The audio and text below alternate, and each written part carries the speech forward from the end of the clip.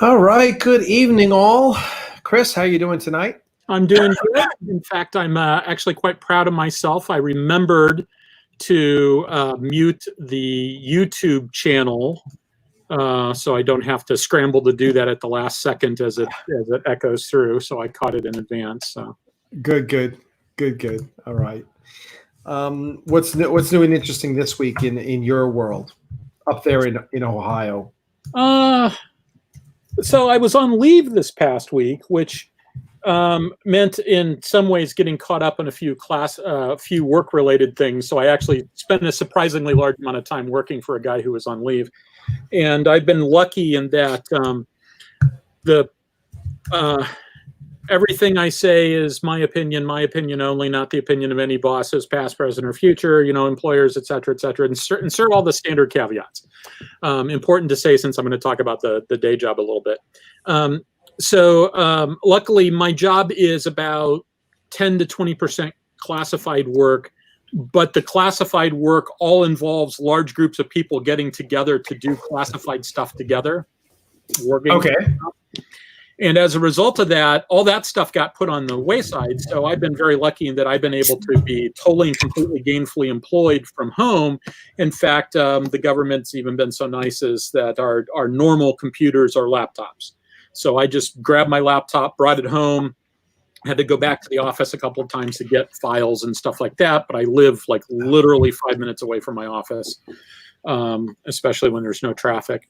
So I've been able to be fully gainfully employed from home. And so all these other people are saying, hey, with all your free time, it's like, what free time? I'm actually busier now at home because there isn't that everybody's leaving at the end of the day. I guess I should leave too. Right. Yeah. No, people don't realize when you work from home, most people work harder. Yeah. Or at least more efficiently. Yeah, and generally it's more efficiently. And there has been times I've really enjoyed the fact it's like, my back is really bothering me, and I know what will fix it. I need to be horizontal for about 20 minutes and just sort of stretch out. And so I can go. I'm 20 feet away from my bed. I can go into my bedroom and just lay out horizontally and take a break. And my solution at the office would be, it's a good time to get up and walk around and go talk to somebody. So I'm not working any less by virtue of the fact that I'm taking a break to go do that. I'm just doing something a little bit different. It does, and I spend a lot of time on VTCs. And so a lot of you have to sort of make an extra effort to communicate when you can't just pick up stuff by listening over the cue ball. So there's a lot of it's like, okay, we need to actually make an effort to communicate. And that's actually very much applicable to some of the things I was thinking about. What's the logical follow-up from last week's show? And I was thinking that the logical follow-up is to talk a little bit about how navies do their thing when there's more than one ship involved. Because we talked about carriers last time, right? But a carrier doesn't do anything by itself. No, of course. It's always got a fleet, a little battle group being towed along with it. The only time you ever see an aircraft carrier doing stuff by itself there's two occasions. It's doing some sort of workup, like it just came out of the yard and they need to go out and just sort of make sure everything works. So they go, they come out of the San Diego and they go tooling around for a while and see if everything's working. Or the other thing that carriers will do is sometimes they need a ready deck to train the air wing. And so like you've got something called the RAG, the Ready Air Group, which is basically all the guys that had a shore assignment who are going back out to sea. All the pilots that had a shore assignment need to go back out to sea. And the thing about all those landing on aircraft carrier type skills, they're all highly perishable. Oh, really? Oh, yeah. And it's not that, okay, there's the old saying, you never forget how to ride a bike, that sort of stuff. Once you get back on, it'll come right back to you. Right. And yeah, that's true to a certain degree, but it's really one of those things that, you got to be an A-list performer if you're landing on an aircraft carrier, right? Yeah. And so you gotta sort of knock the rust off a little bit.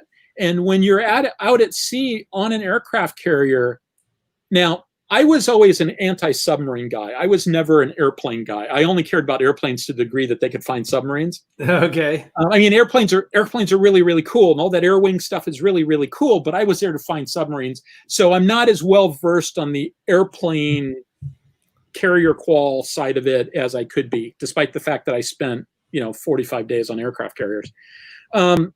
But one of the things is that you have to be making landings pretty constantly.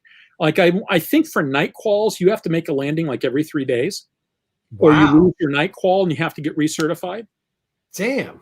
Now, getting recertified just means you have to do it X number of times proficiently. If you've been away a long time, there might be some classroom stuff to remind you what the procedures are, et cetera, because it's all about making sure that everybody does the same thing at the same time. Everybody's operating in a safe and effective manner.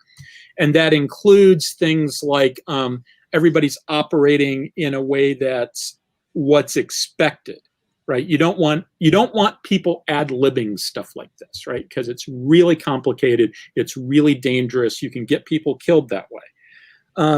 So there's always this issue with you have to stay carrier qualified, and they certify everything. Like when a carrier is going through its workup process, when a carrier strike group is going through the workup process, they're constantly getting evaluated and certified to do various things.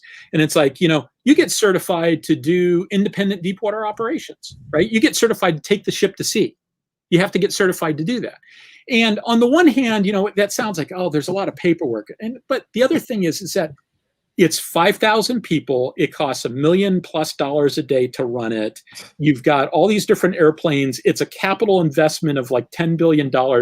Yeah, there's a little paperwork. Make it all work. And it's all designed to make sure that it stays safe, because this is something where you could easily, you lose the bubble for 30 seconds and you could end up with 100 people dead easily. Oh. It's happened, right? And so you get certified to do all this stuff, and the air wing gets certified to do all this stuff. And you start off with independent ship stuff, right? So all the different ships get certified to sort of like do their thing. Actually, let me go back a little bit. You've been to sea. Your carrier strike group's been to sea. You've been deployed to the Western Pacific. You are aces. You are great. You are the tip of the spear. You are perfect. And before, say, 2003, what would happen is you came back and you pulled into port and everybody went on leave and you became combat ineffective like that. And it's because you just pulled into port, everybody goes on leave. So for a while there, you're just manning minimal watches. Everybody detaches to go get transferred to go off to school or to go to another ship or go to a shore billet or whatever. You get a whole bunch of new people in. You go into the yard for a while, so you're not practicing going to sea, and the airplanes have all left, so you're not practicing with having airplanes around, et cetera, et cetera. And you got a whole bunch of new people that need to be trained up, and the old people are at the point where they need refresher stuff. So you become combat ineffective really fast. After 9/11, they actually changed that, because one of the things that people I don't think appreciate is, in order to surge the carriers to conduct the operations in Afghanistan, they screwed up the deployment ratio for like 5 years. They totally and completely, they threw the schedule out the window. On September 10th, you could have looked at the schedule and you could have known where the USS Nimitz was going to be in 2007. On September 10th, 2001, you would know that far out where they were going to be, probably. Now, things always change, and you start off with the plan and things get changed. But the idea is that they plan it out that much because they have to meet certain commitments. And some of those commitments are designed according to what our strategy is. Our commitment is, our plan is we want to have a certain presence in this location. But there's also treaty commitments that go along with all this stuff. So like we have treaties that will say, with Yakistan, we promise that we will have in order for access to their air base, we promise we will provide such and such capability nearby to do like ballistic missile defense or this or that or the other thing. And, you know, sometimes the Navy gets to do that, and sometimes the Air Force gets to do that. So occasionally you end up with things where it's like, we're going to have, the Air Force has an issue. They can't deploy that squadron because their airplanes got grounded because there was some sort of safety thing. So the Navy aircraft carrier has to stay deployed for another month to cover the gap caused by when the Air Force grounded their airplanes. You got shit like this that happens all the time, and they're constantly juggling this stuff around. So after 9/11, they changed the op tempo such that when a carrier comes back, they try to hold it in a ready position. They don't immediately shift everybody around, etc. They try to keep them surge capable for a month or two to make it easier in case the balloon goes up. But you still have this thing called the bathtub curve, where you start out, you got your act together, you're just ready to go, you're ready to go fight the war. You come back, you slide down to the bottom of the bathtub curve, ships go into the shipyard, they get all their work done, you get new crews, you train them up, and then you slowly start creeping up the other side of the bathtub curve until you get to the point where you're ready to deploy. And that's the part that I lived in generally, because I usually went on board the carrier when they were doing something called the Joint Task Force exercise, which is their final exam before they are certified excellent, ready to deploy. Right? So a bunch of officers come on board, led by an admiral, with a captain as the chief of staff, and a bunch of commanders and lieutenant commanders. And in back when I was doing it, some guys from the Center for Naval Analysis who would do the reconstruction and would help the senior officer observer team, the SOOT, make the determination as to whether they're ready to deploy or not. Dirty little secret, they're always ready to deploy, because the political ramifications of saying a battle group or a carrier strike group isn't ready to deploy was just too serious to contemplate. So that's how that all works. And so, but there's this process whereby they have to get recertified to do all this stuff. And remember, this is all about the other instance in which an aircraft carrier goes to sea by itself. So as they bring pilots back in and they get them all ready to go deploy, they're going to go off to a squadron and they're going to go to sea again, and it's been a while, and they need to sort of like get the rust knocked off of them. They go to the Ready Air Group. The Ready Air Group or Ready Squadron, I can't remember what it's called. It's been a while, and it wasn't my Jeopardy category anyway. And then they'll send an aircraft carrier out for a day, just so that people can come and do touch and goes, and they can land on the carrier, and then they can get shot off the front end, and they just go out and they do all that stuff. For a long time, we had an aircraft carrier that was specifically, that's all it did. I want to say it was the Usf Lexington. It was a World War II era carrier. It was a training carrier, and they flew trainers off of it, relatively small airplanes, but they were carrier capable, and it had a wooden flight deck that was that old. It was that old, wow. And that carrier was in the fleet until like 1985-ish, 86, something like that. I remember reading about it when I was in high school. And so any other time a carrier goes to sea, it's generally got escorts with it. And those escorts are there to defend the carrier, because the carrier is really optimized to do airplane stuff. And right. As a result of that, it's sub-optimized to do everything else. Right. And the other thing is that it's not only designed to be optimized for that, when it's doing its thing, it really can't be distracted. Right. Any more than it can be, right? Because they're always like looking to get into the wind, etc. If you go back to the days of battleships, you had escorts. And the purpose of the escorts was to sort of spread out the defense and spread out the offense to sort of keep the other guys busy. And it wasn't so much in those days that the battleships couldn't defend themselves against like torpedo boats and stuff like that. It's that you didn't want them to have to waste their time doing it. Right. So this is the equivalent of the lawyer making $500,000 a year or $1 million a year is going to hire a paralegal because it's way too expensive for him to be doing that research. Right. He can do it. He can do it. That's not the best use of his time. Not the best use of his time. So For battleships, it wasn't the best use of their time to be defending against torpedo boats or doing stuff like that. So you bring some other guys along to do it. And that's a much different thing than what you saw in the Age of Sail. In the Age of Sail, true, right, frigates were auxiliaries. They had an entirely different mission, but they weren't there to fight in the line of battle. We've talked about this before, right? So when an aircraft carrier goes to sea, it's got these escorts that are there to defend it, to do strike missions with their onboard missiles, to do boarding operations, because pulling an aircraft carrier up next to a tanker to see if all the paperwork's in order, yeah, that doesn't work. Although they might send guys with a helicopter.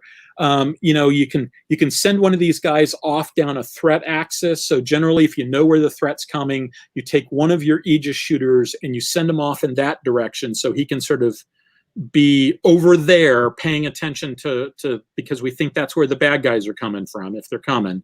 And then you've got like one that's playing shotgun close to the carrier, and then you've probably got one or two other guys, and you've got them spread out so they've got as much air cover as they can. And also what you're trying to do is you want to have assets available to deal with surface or subsurface threats. So if you can back up for a second, for the uninitiated, tell us a carrier battle group. What kind of ships are there? You got your carrier, and what else? What other kind of ships do you have? So that's an even better question than you think it is, because the answer is it's changed over time, and B, the nomenclature's actually changed. When I first started, we were dealing with carrier battle groups, which had approximately, more or less, an aircraft carrier, which is a high value unit, an HVU, which means, so it's the basket in which the eggs are put, and you're defending the eggs, right? So you've got a high value unit in the carrier, you've got a high value unit in the oiler, and then you've got, at that time, you generally probably had 2 Ticonderoga class cruisers, which are Aegis capable warships, 2 Arleigh Burke class destroyers, or maybe an Arleigh Burke and a Spruance, which are the Arleigh Burkes are Aegis destroyers, so they can do air warfare, but they're smaller and they've got fewer missiles. Spruances are optimized for subsurface warfare. And then you generally had a frigate along. And the frigates were really sort of optimized for subsurface warfare. They could defend themselves from air threats, at least initially. They eventually took that missile off because they didn't want to do maintenance on it anymore, because they knew they were getting rid of the frigate. So they got rid of the missile first, so they just didn't have to do the maintenance on it. And so you end up with a total of about 6 or 7 ships, of which 2 were high value units. Okay. It used to be, if you dialed back 15, 20 years, so you go back to like the 80s, it was more like 10 or 11 ships. The ships were less capable. So as the Navy got smaller, the ships also got more capable. And you ended up with less ships in a carrier battle group. About the time, I think the first time I went to sea, maybe the first 2 times I went to sea on aircraft carriers, they had carrier battle groups. Then they went to this idea of a carrier strike group. And the reason why they did that is because the way it usually worked is you had a carrier battle group, and then you had the amphibious ready group. And the ARG, so it's a bunch of amphibs, LHDs, LHAs, ships like that, carrying Marines, carrying helicopters, carrying landing craft. But they were kind of like, they would tag along with the battle group, hopefully, but they didn't really have the escorts that they kind of needed. And so the idea was we wanted to, A, give them escorts, and B, turn them into offensive threats in and of themselves without, other than just like they might do an amphibious landing, right? So we need to get some missile shooters in there. So we weren't getting any more ships. So we had to divide the ships by, the denominator got bigger, or the denominator got bigger. So we were dividing them into smaller packages. So they created this concept called the carrier strike group as opposed to a carrier battle group. So they could also then create these expeditionary strike groups, which was the ARG plus these escorts. Now, in practice, they say, expeditionary strike group, et cetera, And then once they got in theater, they'd send the ARG part of the ESG off in one direction, and they take all the escorts and send them off on individual missions in someplace else. So as a general rule, they didn't end up actually staying deployed that way. That frequently happens. You'll sometimes hear people use the phrase chop, as in like I chopped into theater. That's change of operational command. So it's like when you cross the line in the ocean and you no longer are owned by this guy, you're now reporting to this other guy. Good. You've chopped. So frequently, right when they chop, it's like, here are your orders, and everybody goes off in their own separate directions. So tell me how. Oh, and there's also usually, in theory, there was 2 submarines back in the old day and 1 submarine in the new day. That's a really great theory. And if anybody's ever actually seen that happen, I've never heard about it, because submarines are low density, high demand assets, and they always get sent off someplace else. Almost. So how did it work? So tell me, back up a second and say, how did it work in World War II? Because World War II was really the first war where we really had carrier battle groups. How was a battle group configured in World War II? So I don't have as good an understanding of that as because I've never really sort of sat down and looked at it from that perspective. I mean, I've read a lot of World War II history, right? But usually they don't go through and say this is what the doctrine is and this is how they operate and stuff like that. But you had destroyers, lots of destroyers, because you'd frequently, if you were doing battle line tactics, you'd send the destroyers off by themselves to conduct attacks. I know that in the interwar period, you had destroyer squadrons, you had cruiser squadrons. U.S. doctrine in the interwar period said the destroyers will go off and do torpedo attacks, especially at night, and we would keep the cruisers, like the light cruisers, with the as part of the escort force to protect against enemy destroyers. And that's one of the reasons why you do that is now you can do rudimentary friend or foe identification by the type of ship. Oh, it's a light cruiser coming out of the gloom, and we know our light cruisers are over here, so it must be a bad guy, right? Gotcha. Now that's very crude, but that's a good start.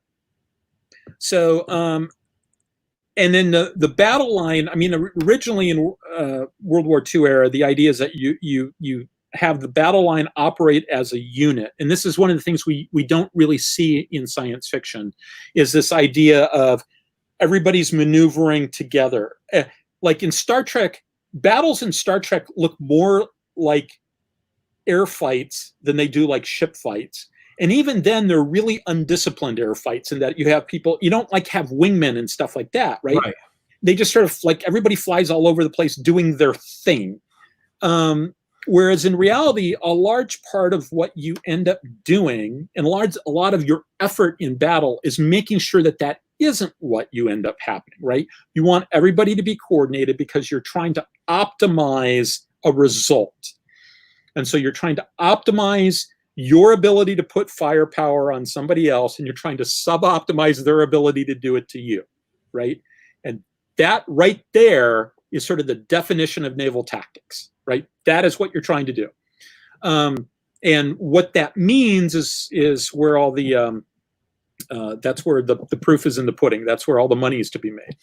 And so back in World War II, I mean, one of the reasons why hybrid battleship carrier combinations, which were kind of popular as an idea for a while, and every now and then people would, like even in the 80s, they talked about it, why those really don't work is that the battleship kind of wants to get close to the enemy and is really sort of concerned about doing maneuvering designed to allow it to put its gun on the enemies.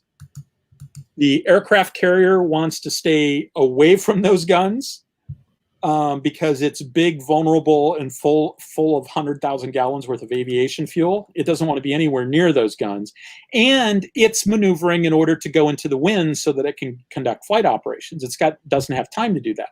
And that doesn't even include things like having a big gun go off, detonate, firing near airplanes. is not good. Pressure waves and all the rest of it, yeah, not good. I bet. You don't want to be out on the deck of a battleship when it fires. I heard a story about back in the 80s. What you end up, you'll see this especially on old ships that have armor, but you see this on others on modern ships too, where you've got a door that's either designed as an armored bulkhead or it's designed to be watertight. And it's got like a complicated locking mechanism and stuff like that. And then inside of that, you've got a door that just has a regular door handle on it and a regular door frame. And the idea is that one of those is a protection boundary. The other one is designed to prevent the air conditioning from getting out, right? Or it's an access control door, right? Its purpose is just so that the air conditioning doesn't get out, or the people don't get out, or it's like it's a classified space, you're not allowed in it. It's about people control and atmospheric control. It's not about protection per se. And you'll have one of those inside the other. So you've got this big armored door that you open up, and then you've got just a regular door. Well, there was one incident in the 1980s where one of the battleships was doing a gunnery exercise, and they forgot to close the armored door. And when the guns fired, it blew the other door off the frame, and it went across the space, taking out all the stuff hanging from the ceiling, like all the radio telephones that they had put in. Oh my God. Boom, boom, and slammed against the far wall. Yeah. Yeah, that was a mistake I'm sure they didn't make a second time. Wow. I heard another story about an officer who'd gotten caught outside when they fired, and like he couldn't hear for like 5 hours. Oh God, I can imagine. Oh my God. Yeah, I mean, he was, yeah. So it's having an explosion go off next to you, and just, it's a controlled explosion. You're aiming the explosion in one direction, but it's literally an explosion going off next to you. So those don't mix with airplanes. That stuff doesn't mix with airplanes. So you don't want any of that stuff anywhere near each other. So if you're trying to optimize on two different variables, you're really sub-optimizing on two different variables. These hybrid things look great and they're cool, etc. But if there's a reason why you need to dedicate to one, then you need to dedicate to one. And that goes back to what I was saying last week about, the flight deck dominating everything, right? So it's perhaps different if what you can do is just sort of push them out of launch bay and they can go fly off and do their thing. Maybe there's a really interesting operations research problem in there to sort of figure out what the optimal answer is. It may be that you come up with the idea that a space-going aircraft carrier is still the right answer, but you will get to that conclusion by a different way than you get to it in a surface Navy. In a surface Navy, you get there because it's the physics of water and air. And once you sort of do that, you have to do it that way. And once you have to do it that way, go all in. No half measures. Do it all the way. So getting all those ships together and sending them all out to sea, and even creating a situation where they don't accidentally run into each other is hard. You got to really practice that stuff. And you would think, like, how can ships run into each other? You just steer out of the way. Well, driving a ship isn't like driving a car. It really isn't. There was a collision that happened between the USS Washington and the USS Indiana, I think, in the Pacific in World War II, like 1944-ish, I think. The Washington sounded its collision alarm like a full 60 seconds before the collision happened. Wow. They saw a situation where a collision might happen. They had a minute to try to make it not happen, and they were unable to make it not happen. Wow. Now, what kind of ships were these? 2 battleships. Two battleships. Yeah. Holy crap. Yeah. And USS Washington ended up crunching her bow pretty badly, and they had to put a temporary bow on her, and they sent her back to the West Coast to have a new bow fitted, if I remember correctly. Washington was a very interesting ship. There's a nice little bio on the Washington. Washington was involved in a very famous battle with the Kirishima. Oh, yeah, that's right. Yeah, I always call it Washington versus Kirishima versus South Dakota, because that's how they ended up firing on. And I used to think for a long time, I thought, like, how could the South Dakota, the crew of South Dakota was a bunch of putzes, right? You know, they like set up their wiring wrong, and there's a whole bunch of things they did wrong. It was only within the last 5 years that I discovered something that's really, really important, and that was their shakedown cruise. Right. I remember. I think I said that once before. 6 months ago, because just because I play World of Warships, the game, it's people to talk about what ships they want, and everyone's yelling for, we want the Washington, we want the Washington. So that story came up, and I think we read about it. Yeah, right. That sounds right. BB-58, I think is, yeah. I think that's right. All right. Hold on a second. I've only missed 3 VTCs in the last 14 weeks, so. But so I'm a lot more forgiving of the South Dakota, because it was like, I mean, the Navy had just taken that ship. I mean, it was they still, normally there's this formal workup procedure where the Navy takes delivery officially and they put a crew on board, and they go and they basically spend a month at sea just drilling and learning how their ship works and getting proficient at stuff, etc. Instead, these guys were told, go defend Guadalcanal.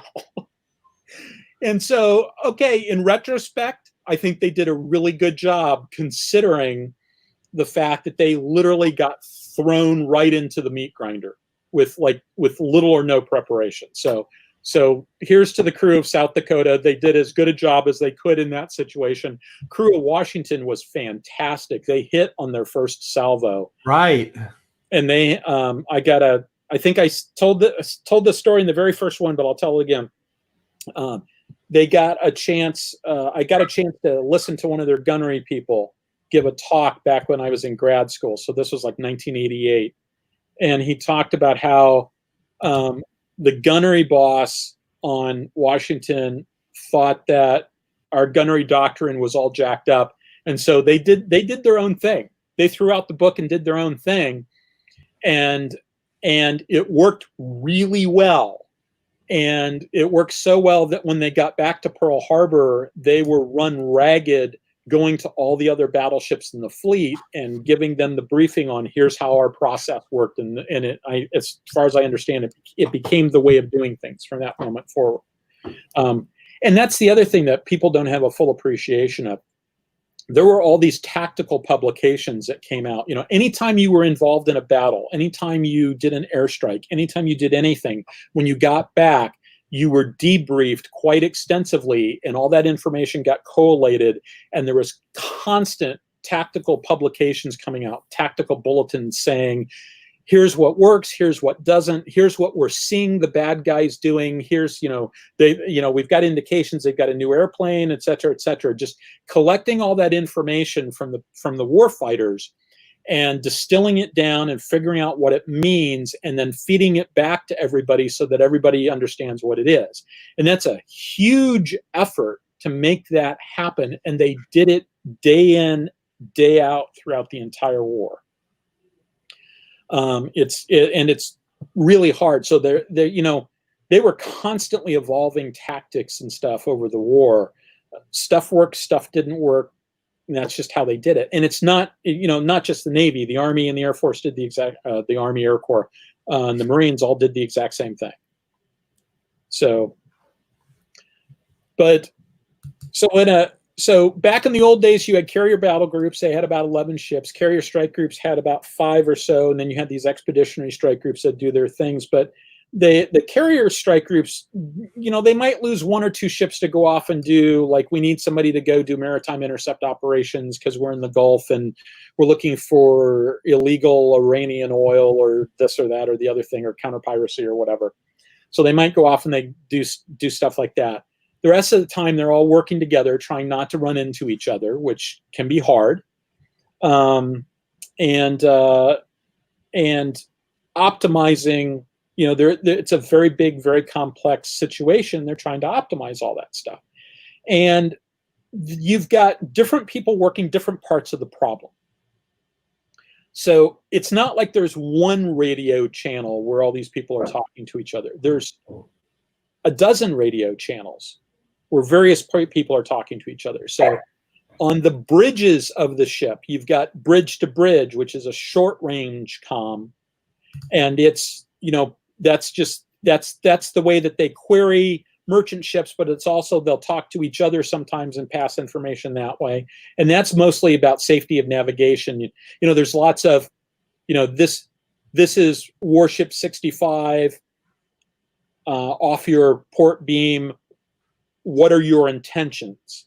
And that's a message that basically says, we're getting close to each other and I would like to not run into you. So can you give me an idea of what you're planning to do so that I can do what I need to do to not run into you, right? And those sorts of communications aren't Navy specific. People do that all the time. Then you've got like the air warfare people. So all the people responsible in that carrier strike group for air warfare, they've got their own tactical network and they're all talking about air warfare stuff together. All the people that are doing surface have their own tactical net and they're doing surface. All the subsurface people have a tactical net. The strike people have a tactical net. All these tactical networks have names because they're standard networks. It's standard procedure. Like the one I used to listen to was SCC CNR, Sea Combat Commander Contact and Reporting. I always had SCC CNR going on. Sometimes there was a strike network that usually we ended up talking to the submarine on the strike network, because the strike network, if they're doing a Tomahawk strike, they're using it. The rest of the time, it's empty. Now, somebody owns it, right? So there's the person who owns it, and you ask their permission. So like if you want to borrow somebody else's network to have a conversation on it, you say, may I have the net? You don't interrupt somebody else's conversation. You also don't leave conversations hanging any longer than you need to, right? So it's like if 2 different ships are having a conversation back and forth about something, one of them says, wait one, basically I need to go ask somebody and then I'll come back on board. Everybody else waits. And then once they do an out, you don't say over and out, you say over or you say out, you don't say both. But once they do out, then somebody might come on and say, this is USS such and such, may I have the net? Yes, you may. They have their conversation with whoever they need to talk to, and at the end, after they're done, they say, I relinquish the net. So I'm handing it back to you. Very set level of procedures to do all this stuff. Lots of different people talking to each other. And then during the time I was going to sea, chat was beginning to be a thing. And so people were talking to each other on chat. And so I'm sure a lot of the conversation I just talked about, remember my information is 15 years old. I've only spotty information in the last 15 years, and most of that is 10 years old because I haven't actually worked for the Navy in over 10 years. And so I'm sure a lot of that stuff is now done in some sort of chat function because it was getting that way. Like a lot of the communication with the submarine was being done in chat. And they had separate little chat rooms, separate little chat channels that replicated that stuff. You never see anything that even remotely looks like this in visual media science fiction. The closest you get is Battlestar Galactica, where sometimes you can tell that there are other conversations taking place. Right. And I love it whenever Adama got on and said, this is Galactica actual, because that's exactly what they would say. If the actual captain of the ship gets on, or the actual admiral gets on, or the actual sea combat commander gets on, they will use the term actual to say, yeah, you're not talking to a lieutenant, or you're not talking to a chief, or even a petty officer. a petty officer, second class. You are actually talking to the man. And they don't talk on the net very much. Oh, and while those other conversations are going on, the admiral and his staff, i.e. his staff, are listening to all those conversations. They've got people dedicated to each of those networks, and they'll jump on if they need to. But as a general rule, you don't hear them. They practice command by negation. The admiral promulgates his intent and tells his people, go forth and do good work. Right. And as long as they're doing good work, the admiral and his staff don't say anything on the radio. It's very rare to hear them on the radio. So making all those ships work together, there's this huge communication issue. They're also sharing data through various data networks. The Aegis weapon system has its own network, so it gives you special symbology that will tell you what the difference between an airplane and a non-airplane, a surface ship and a submarine, etc., and other different things. It gives you an indication about course and speed. The symbology is actually little triangles and circles and squares and stuff like that, and the shape of it will tell you whether it's a known friendly or an unknown or a known hostile. And that information is shared throughout a larger network.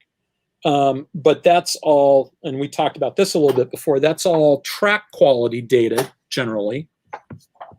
So track quality data, it's like the equivalent of, I can say, hey, Alec, look over there, right? And you look over there and you see the thing that I'm sort of pointing out to you. Like, see that bird over there, and you look over there, right? But that's a way different situation than me, like, trying to give you directions on where to point a gun to shoot the bird, right? Right. Yeah, way different situation. So you're passing track quality data back and forth, but we've gotten to the point now where we're actually passing targeting quality data, and it's taking into account all the precision, all the positioning information, etc. And GPS is one of those things that makes things like that happen. There's this thing called PNT, which either means position, navigation, and timing, or precision, navigation, and timing. I am one of the people that seems to be on the losing end of the argument. I think it makes more sense to say precision, navigation, and timing, because position and navigation are really kind of redundant terms. What do you mean? And the thing that makes it special is the precision part of it. And so... Sorry. Dog's eating something not supposed to be eating. I gathered as much. And so that allows them to sort of do targeting stuff, but they're passing lots of information back and forth. And then you've even got some information that's going back to higher headquarters and stuff like that. They can sort of tag in and take a look at some of that stuff. And there's a couple of different things going on with that. And you've got different people putting information into it. So this is the sort of stuff that in a science fiction universe I would expect to really kind of be handled automatically, right? You kind of expect that stuff to be going back and forth. And in Star Trek, you get little hints that it is every now and then. But you still seem to have way more instances of people in general just sort of talking on the radio than I would think. And they're... It sort of seems to me that it's all for dramatic effect. Yes. It doesn't make sense, and because listen, a Galaxy class starship has a computer core that's so massive, because one of the things it does is break down a person into their constituent molecules, beam them across a distance, and reassemble them, which takes so much freaking computer power. So you got to tell me I got to wait till John Luke says, and fire now in order to fire my phasers. I mean, that's all done. And that decision is done before, I mean, the computer core is the size of my apartment building. Yeah. I mean, really, it's the size of my apartment building. It's that big, probably, when you add it all up. Yeah. So, yeah, and I mean, it is what it is. I understand why they do it that way, etc. And you see, in written science fiction, you see some written science fiction seems to have a better handle on some of the implications of the stuff that they're talking about, and that's great. And I don't think this makes any of it wrong. It's just like, I mean, I'm a naval analyst at heart, so when I see a navy, I analyze it, and sometimes those navies don't actually exist, right? But that doesn't stop me from analyzing them. And it doesn't stop me from sort of like seeing areas where you can make stuff better. I've got a long list of things I need to go back and rewatch. In part because people are reminding me, it's like, oh no, we did see a situation where Vipers used, I think we did see a situation where a Viper used a nuke. It's like, okay, that's good. Yeah, that's a good point. I forgot about that, etc.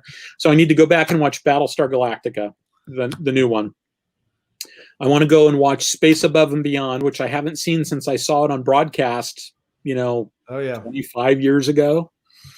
God, has it really been 25 years? Yeah, it had to be, because I was living in the rental townhouse, and I lived in there from 94 to 96. I want to go back and rewatch Andromeda, which was really very interesting for the first few seasons before Kevin Sorbo took over the show. They had a retired naval officer on staff to sort of make all that stuff work. And they went farther than anybody else I've seen in their backstory in sort of thinking about this like they were designing an actual navy. I was just looking at it. Let me see if I've got it. There are 15 canonical mission areas that the Argosy, which I think is what they called their space navy, that the Argosy would be called upon to participate in.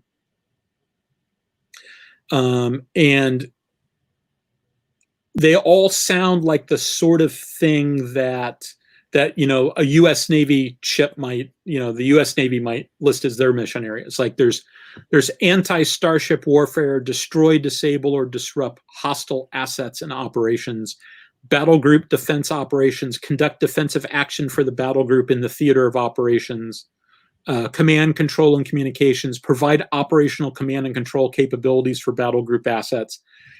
And all the different ships, in the background information they had these mission areas, and they gave a numerical value for the ship's ability to perform them.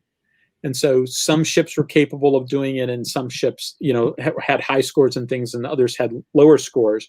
And they structured their battle groups around either a heavy cruiser or a planetary assault ship, plus some number of escorts. Now, that's an interesting structure, because that's something that sounds a lot like that carrier strike group that I talked about earlier. I mean, that's kind of how we do aircraft carrier stuff, but that's most definitely not how we organized for battle line tactics back in the days of battleships. Back in those days, you'd have a battleship squadron, and you'd have like a light cruiser squadron, and you'd have a destroyer squadron, and multiple. You'd have like a squadron, I think, was 8 ships, and you'd have 2 divisions in a squadron, if I remember correctly, 2 4-ship divisions. And so your tactical unit was about 4 ships, right? You'd never, if you had one squadron, and you might split into 2 4s for maneuvering, because like when you're cruising, you don't know where the threat's going to come up. So they had a cruising formation, and then they had a battle line formation. So, and the U.S. Navy had this down to a science.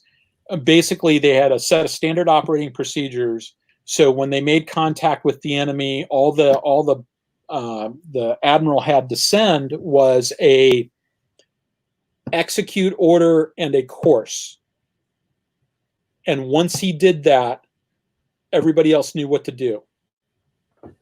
So there was none of this, you guys go up front, you guys do this. It was like, here's where it is. Everybody knew what the maneuver they needed to do to get in line and where they were supposed to be, and the destroyers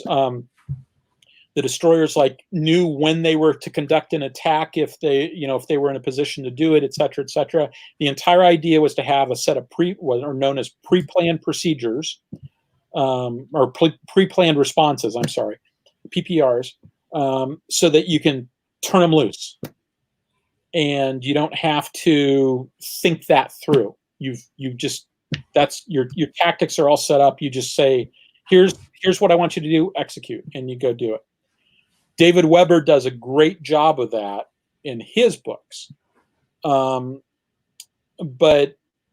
you see, every now and then you'll see a glimmer of that in Star Trek, a glimmer of that in some other things. Not as many glimmers as I would like. Andy Presby was telling me that there was something where the Romulans had, planetary extermination pattern 9. Oh yeah, that in Picard. Cardassians. It was Cardassians. Which he said, that means they've got 9 of these, and I said, no, it means they've got at least 9 of them. Right. Yeah. Who knows how high that number goes? Yeah, that was in Picard. The Romulans had that. She was like, planetary extermination pattern 5 or whatever it was. Oh yeah. It was in Picard. I watched Picard, and it had some really, really interesting things. I kind of felt like it was less than the sum of its parts. Unfortunately. I haven't read Claude's. Claude, is that it? Claude Berube? Claude Berube? Yeah, who wrote an article advocating for the single ship design that we saw in Picard. I need to go back and reread that. I read it very quickly, and I've got the tab open.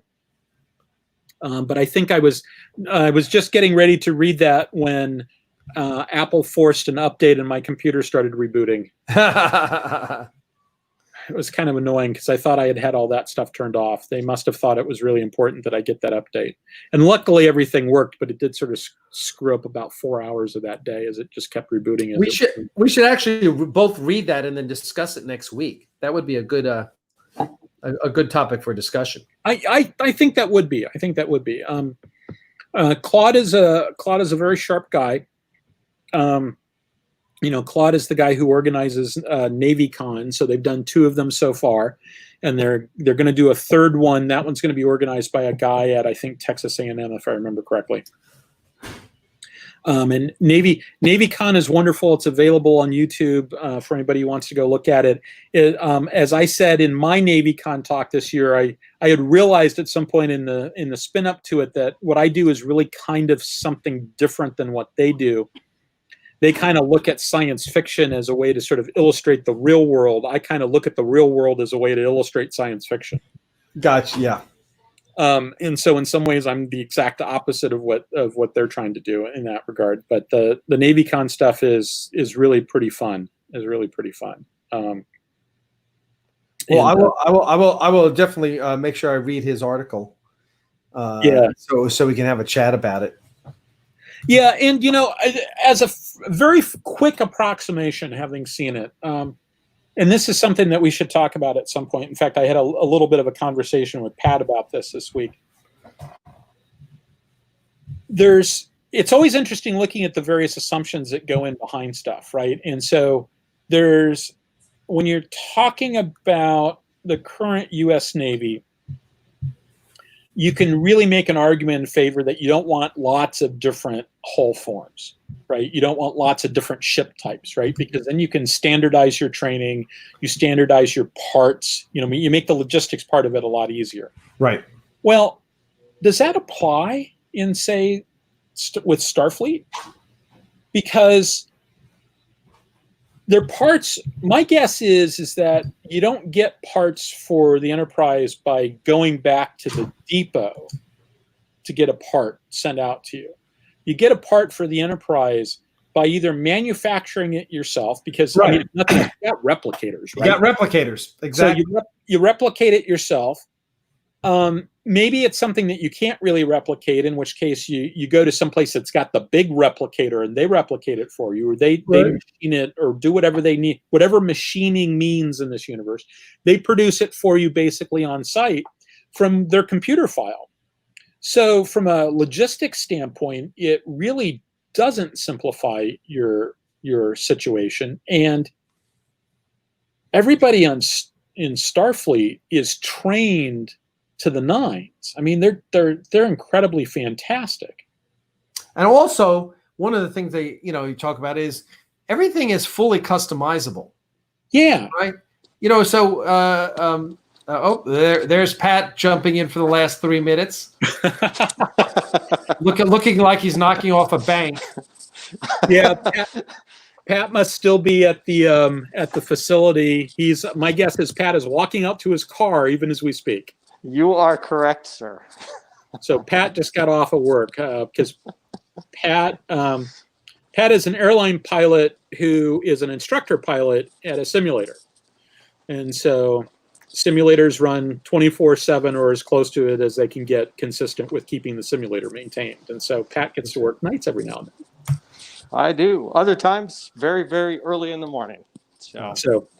I did that explanation because I'm specifically thinking that I can say it clearer than Pat can while wearing a mask. Well, just before Pat jumped, I was saying, everything in a starship. I don't think that it's important that all these starships be the same because they're all so customizable.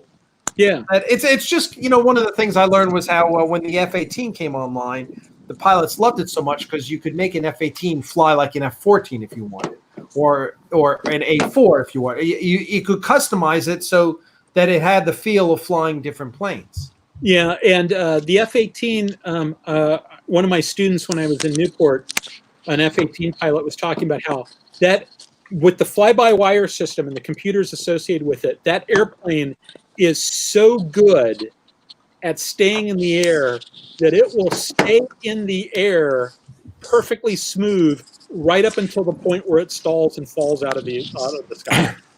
Because he said you can get distracted in the cockpit. You can have your head down doing something, and then all of a sudden you look out at the wings, and the wingtips are flittering like this because the airplane is doing everything in power because you have given it enough gas and it's about to stall, and it's doing everything in its power to prevent it from stalling. And it's like, oh shit, yeah, I need to give it some more throttle. And he said every F-18 pilot's had that happen at one time or another. That's funny. That's funny. Well, Pat, we appreciate you stopping in. The end. Yeah, we're at the end. Yeah. Not a problem. Hey, the only thing I will say is part of that making one plane fly like another was part of the problem of the 737 MAX. Yes. Oh, really? That's a case of where they didn't. I don't know all the details. I'm certainly not an engineer, but that's a case of where maybe they didn't quite pull it off. There's a lot of really interesting stuff on YouTube about how it was a combination of a bunch of factors. One of them was, in order to make that work, they actually there was a subsystem on it that would take control of the airplane on the basis of a single input from a single sensor. Wow. Yeah, and however bad you think that idea is, it's actually twice as bad. Oh, geez. Yeah. Oh my gosh. It is indeed. And they purposefully didn't highlight this fact to people because they were trying to pass it off as it'll fly just like your old 737. They sold it to the airlines with the idea that you won't have to send people back to the simulator to learn how to fly this airplane. It'll fly just like the old one. They're already trained for it. And so even though it had a bunch of like the system isn't on the old 737s, you might want to know about that system. And they just sort of said, yeah, we're not going to tell anybody. God. Well, and the 737 is one of those planes that, I remember flying on 737s in the 70s when they had those big long engines on them. And, here we are 40 years later, we're still flying on 737s, but it's a totally different plane. It just kind of looks the same. And totally different plane. 37 has a bunch of great stuff going for it. One of the problems they've run into, it's both its great strength and its great weakness, right? It's a very low-sitting airplane. And that was one of the things that they liked about it early on, is because they didn't have to like rebuild their airports to add 737 capability to it, because it was a low-sitting airplane. It sat low like the airplanes it was replacing. And so the problem is that you've got all these places that are optimized for 737s, but they're trying to do things like put bigger engines on it. And that was really what they did with the MAX. They needed bigger engines because they were trying to increase the range and increase the size of the airplane. So they had to push the engines forward of the wings. If you look at it, those engines don't hang directly underneath the wings. They are thrusted forward. Okay, so now you've changed the center of gravity. And so now you've got to put in software, because you've sold it to the airlines they're not going to need to be any retraining. Oh, jeez. Now you've put in software to make it to compensate for that fact, and then they start running, and that's when it starts going off the rails.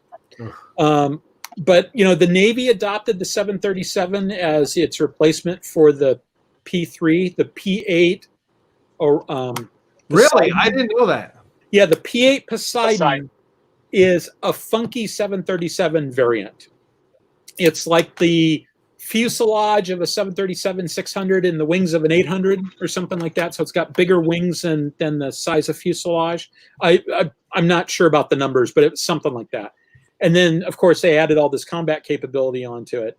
And part of the deal was, the P3 was a unique aircraft, right? Nobody else was flying that. That was a converted airliner that was only in service as an airliner for a very short period of time. And the only people in the world that were flying the P3 were the U.S. Navy and some of our allies. But the thing, everybody flies 737s. And one of the big advantages of the P8, you can deploy to some field overseas and something breaks and you just sort of walk over to an airline and say, I'd like to buy an Umpty Frats and I got a government credit card. Right. And so that was one of the big things, is that they're plugging into this huge supply chain. Yeah, that makes sense, huh?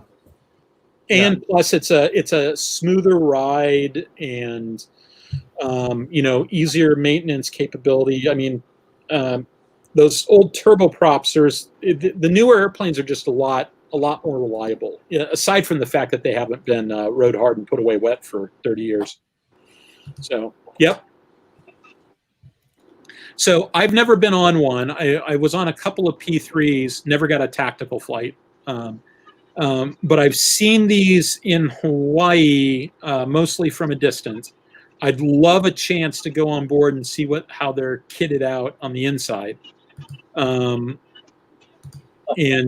just get a chance to see what they can do. And then, right, the P3, the P3 was in service for a long time. Yeah, it was in service forever. Well, lots of upgrades over the time period. But they were sort of slowly falling apart. As those things happen towards the end of their lifespans. The new airplane is everything I've heard indicates that it's really good. Now, it sort of does its mission in a different kind of way than the P3 did, but that's as much to do with the fact that things evolve over time. A lot of people lament the fact, a lot of people in the military lament the fact that we threw away a lot of ASW capability, anti-submarine warfare capability, when the war ended, or Cold War ended, right? That we let a lot of that stuff die on the vine. I'm a lot more sanguine about that than a lot of other people are. And that's because the threat changed too. So we had a capability that was optimized for blue water operations against noisy nuclear submarines. And the threat became much more of an inshore threat against a lot quieter submarines. And yeah, it would have been nice if we could have maintained the training, especially in the air fleet. Because while we had these P3s, we weren't really using them for submarine stuff. We were using them more for surface search, or in the case of Afghanistan, we sent them overland because they got a really good radar. And so we had these Navy assets designed to hunt submarines that were hundreds of miles inland looking for bad guys in Jeeps and Toyota pickups and stuff like that. You know, it would have been nice if we could have tried to maintain some of that chain of knowledge. But the dirty little secret is, if you're not actually going out and being a practitioner in that stuff, you're going to lose it anyway. And they had other missions to do, and they needed training in those other missions. And so sometimes you just kind of got to say, you know, it's going to be really hard to regain this capability, but the right answer in this case is probably to let the capability go and then reestablish it later. It'll actually be easier in the long run to do it that way. And usually that engenders a response of, yeah, but it's going to be really hard. And it's like, yeah, I know it's going to be really hard. And you know what's also going to be really hard? Maintaining that capability in a world where they don't have an actual threat to practice against. Yeah.